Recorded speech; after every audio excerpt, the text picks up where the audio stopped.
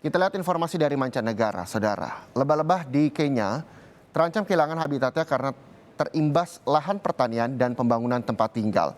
Ilmuwan meminta agar ada pendekatan yang melibatkan petani, peternak lebah, dan pencinta lingkungan agar lebah di Kenya tidak punah. Lebah merupakan bagian penting dari penyerbukan yang dapat melestarikan lingkungan agar tetap hijau. Namun, keberadaan lebah di Kenya makin lama semakin terancam karena habitat mereka tergerus lahan pertanian dan pembangunan rumah tinggal.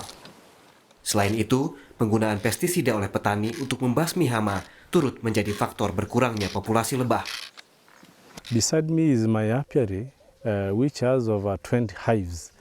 Both hives were colonized, and in last year we had challenges. It did not completely rain due to the climatical change. Plus we had a locust invasion. The mechanism which were used in their control, it was used by spraying, which affected the beekeeping.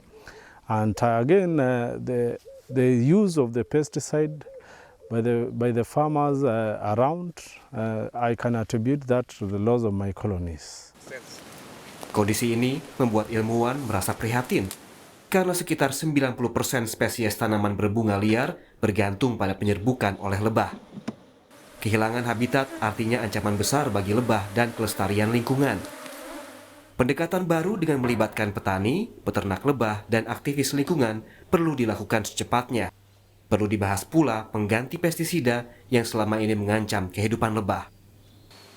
There is overuse of pesticides within our farms and lands that can be traced in honey that we consume and also within the food that we consume.